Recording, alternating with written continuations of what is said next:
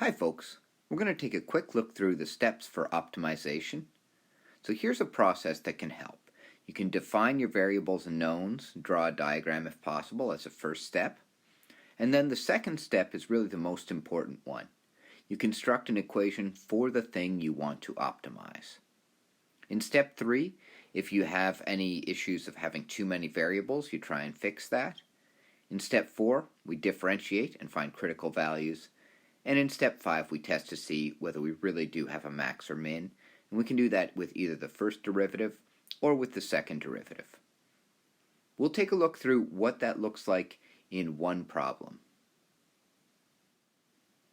So here's our question. A closed top box is to have a length that is 3 times its width. It is to have a volume of 5,000 cubic centimeters. Find the dimensions that will minimize surface area, so use as little material as possible. So step 1 is to define variables and knowns and draw a diagram if possible. Here's what I came up with. There's a box. It's got lengths of x and 3x because the length is 3 times the width, and then a height of y. Before I move on to part 2, I want to reread the question and make sure I understand what it is I'm trying to optimize. Find the dimensions that will minimize surface area. So surface area is the thing I want to optimize. That leads us to step 2, where we construct an equation for the quantity to be optimized. So for us, that's surface area, and I think about surface area in this box. The box has 2 sides that are like bottoms or tops. It has 2 sides that are like sides, and 2 sides that we might call fronts or backs. Okay, so if I color code those, there are the fronts, here are the sides, and here are the bottoms. Once I make that simple equation with bottoms, sides, and fronts, I can turn that into something that involves x's and y's. So bottoms are 3x by x. Sides, that's what I'm calling them, are x by y. And then the fronts are 3x by y. That lets me get a surface area equation that is 6x squared plus 8xy. Yay, we have an equation. Boo, it has more than one variable. On to step 3. Step 3 says if our equation has multiple variables, we should re-express it in terms of a single variable. So in the question they told us that volume is 5,000 cubic centimeters. That means we can make another little equation about volume. Volume is length times width times height, and we can sub in what we know. 5,000 is volume, 3x is one of the sides, x is another, and y is another. Gives us 5,000 equals 3x squared times y, and if we divide by 3x squared, we get this nice expression here for y. It's 5,000 over 3x squared.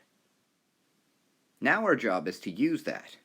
From step 2, we had this surface area equation. Now we know where we have y. We can sub in this 5,000 over 3x squared. This gives us a new equation for surface area. And I'm going to re-express it as x to the minus 1 just because I'm going to differentiate next. So speaking of differentiating, that's step 4. We differentiate our function that we have right here, and we get 12x minus 40,000 over 3, x to the minus 2, and we can clean it up so that it's in fractional form. Now we're going to hunt down critical values by setting the derivative equal to 0, and we go through some steps to actually solve for x. So I can times both sides by 3x squared, and then continue on solving until I get to x is 10.36 roughly. At this point, we know that that's either the best or worst possible dimension we can have, which is why we need step 5 to prove that this really is going to minimize our surface area.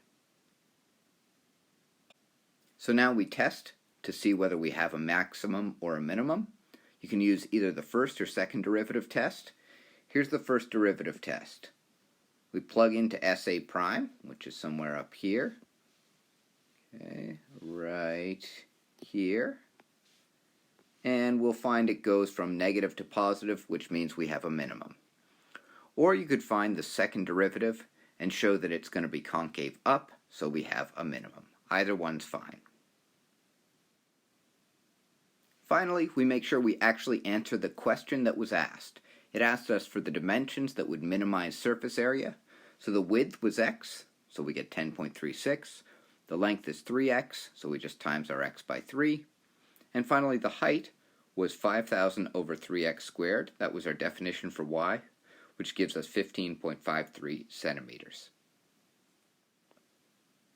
Not every optimization question is going to be about building a box, but hopefully this set of steps of making a picture, making an equation for what you want to optimize, fixing it up so you have only a single independent variable, differentiating and hunting down critical values, and then testing for a max-min.